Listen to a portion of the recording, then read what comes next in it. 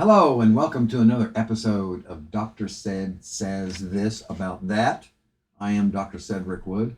This is December the 13th, 2025. Happy birthday, Dick Van Dyke, 100 years old. Wow. And happy birthday, Taylor Swift. Good for you. Same day.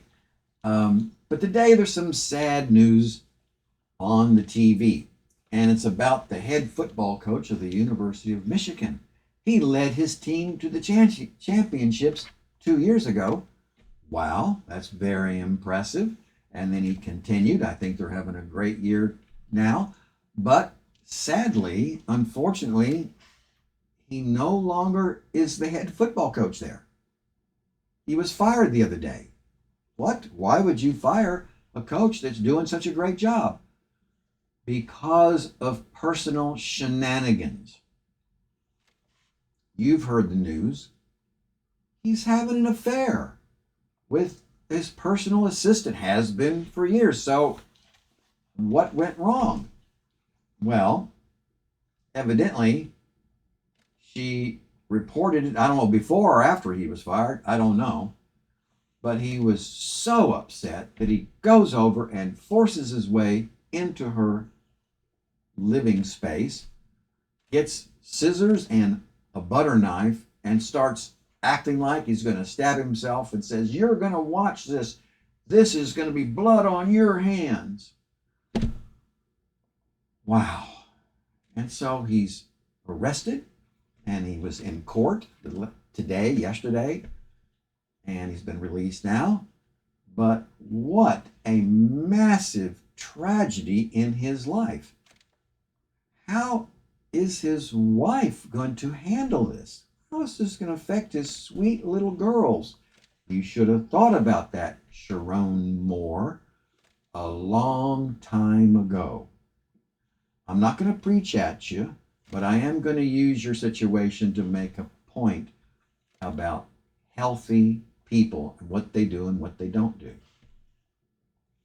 What I'm going to bring up is the idea of the word ego. 3 letters in this word, and yet has huge ramifications for our lives, for those around us, and in some cases for the whole world. Putin, Netanyahu, the Sinwar brothers. Ego. Why are we not teaching this to our youth here in Texas, in the United States, around the world? Let's teach healthy mental attitudes. We're not doing it. And if we did, what would we be doing? We'd be teaching that there is a basic life force. Now, I'm not going to go over Maslow's hierarchy of needs. This is a different one. This probably goes more to Freud. And that is this sense of, I'm wonderful. I'm a good person. I am in the right. I'm a man of character, right? And so it makes perfect sense that I'm going to try to get and keep what I want. Okay, that's fine. That's called being egoistic, and we're all that. We need to get food when we're hungry. We need to get sleep when we're sleepy. But the problem is when we start being egoistic and ignoring the needs of others, then we move into being egocentric. And if we do that aggressively and egregiously, we become egopathic. And there's the word right there, the egopathic adult. It's not included in this book. I'm sorry to say. I'm okay, you're okay. Thank you, Dr. Thomas Harris, for writing an incredible book. But we needed at least 9 ego states, not just 3. Now, I know 2 more are in the literature, in particular, the nurturing parent and the critical parent is also in there. But when we become so ego-driven, it's not healthy, and our IMACE drops. Now, someday I'm going to have a handout that's going to say IMACE right there. For now, its integrity drops. Our maturity drops. Our adult ego state right there drops. C stands for character. It drops, and our emotional intelligence drops. When we start being so ego-driven. And so he wasn't playing football. He was playing a dangerous game, though, with his life, having a good-looking woman on the side that he went to see and be with, away from his lovely wife and his 2 lovely children. What were you thinking, Coach Moore?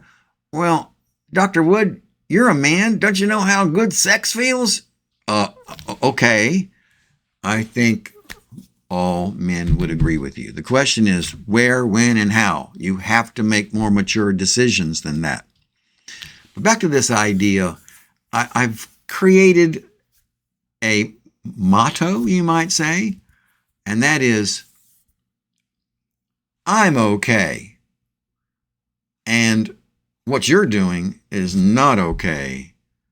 Therefore, my plan is A-okay.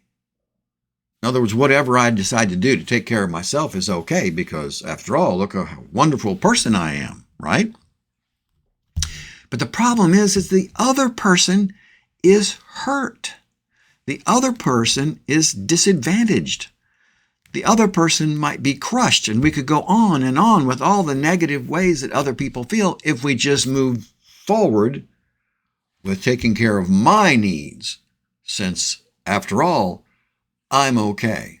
There's a section in this book that's entitled, I'm okay, you're okay. Well, that's the name of the book. But then there's 3 more sections, and one of them is, I'm okay, you're not okay. And I'm sorry, this is my only complaint about Dr. Harris's book, is that he gives like 2 pages to this area. And I'm sure there's more in other areas, but he didn't really make it clear how common this attitude was. It's around us, our family members, maybe our spouse, our boss, yes, our co-workers, our siblings, even our friends. Ego-driven. I'm okay. You're not okay with what you're doing. Therefore, my plan of what to do about it is A-okay. And we fail to stop and think about it from the other person's point of view.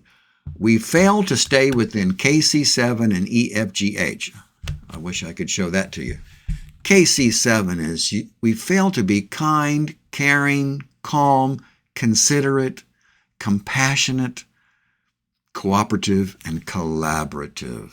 That's what we have a responsibility to do if we are good, kind, and caring people. The other list is EFGH. We have a responsibility to be empathic, flexible and forgiving, generous and gracious, and humble. If we become egocentric and certainly egopathic, we lose all those descriptors of what good people would be. But our ego is so strong, we say, well, I'm a man of good character. What I'm doing is understandable. So really, it's okay. And I'm not saying that, there was only one person that was perfectly perfect. Thank you, Jesus Christ. And so, of course, we're not going to be perfect. But, there's a place where most people would just say, what are you thinking?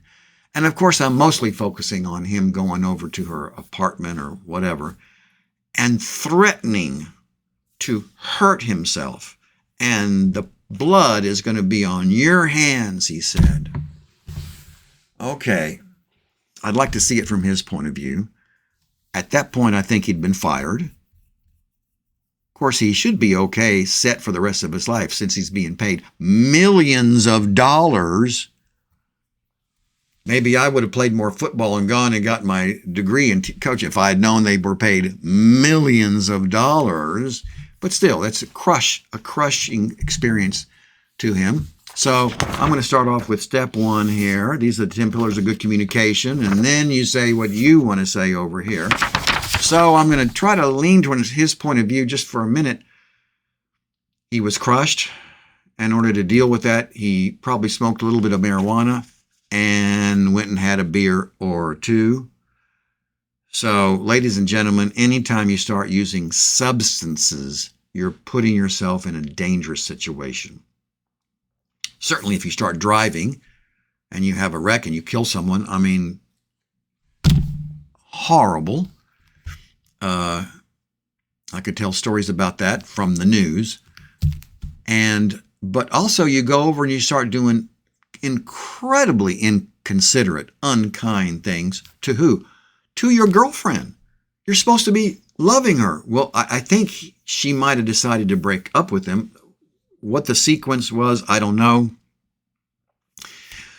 I've dated my whole life. I've been broken up with by women. Sure, it hurts. Sure, it's upsetting. But the thought never crossed my mind, I'm going to go over there and force my way in and get scissors and start threatening to hurt myself. Where does that come from, Sharon? Coach Moore? Well, I'm going to get off of him. And I'm going to focus on Texas. Texas is big enough. How many classes do we have in the state of Texas where 14, 15, 16, 17-year-olds learn how to handle, let's say, your girlfriend or your boyfriend breaking up with you? How do you handle that? Well, we're not teaching that. My suggestion has been for about 25 years to have a class in every high school required in mental health and well-being. When are we going to get that passed? Frankly, I'm tired of waiting around. I'm going to become more pushy in the spring of 2027 to get some senator or representative to propose that we have a class in every high school. And I hope to, over the next few weeks and months, is to recruit the psychologist in the state of Texas, the marriage and family therapist in the state of Texas, the counselors in the state of Texas, and maybe even the psychiatrists. Hey, I wonder if they care about the health of young people. I'm going to ask them to see what they can do to support me and to get through to a senator or representative to be willing to man up, or, what do you say? A woman can also do this. That might even be better, to propose this class in every high school where young people would start learning what is a better way to do what. Here are the 4 areas. Number one is personality development. What's the best way for a child to grow into the best person they can be? Well, the answer is healthy parenting. That's number 2. Provide for them healthy parenting. Number 3, by who? By mom and dad who are in a healthy relationship. So how do you have a healthy relationship? And number 4, healthy lifestyle, or just say behavior. Don't get upset or worried. I'm talking about don't bully anyone, no matter who or what they are. No bullying, and certainly no drinking and driving and 130 miles an hour. Don't do that. And don't get angry and force your way into anybody's abode and start saying and doing things that would make the other person feel extremely uncomfortable. That's what I mean by healthy lifestyle. Don't we need that? Don't you support that? Call me. Let me know that you support that. I am Dr. Cedric Wood, 214-394-4040. Don't you agree with me? Call me up, text me, or email me at cedwood@aol.com. Let me know what you think. I'm looking forward to hearing from you. Thank you for tuning in. Thank you for listening. Have a good evening and a restful Sunday tomorrow. Thank you so much.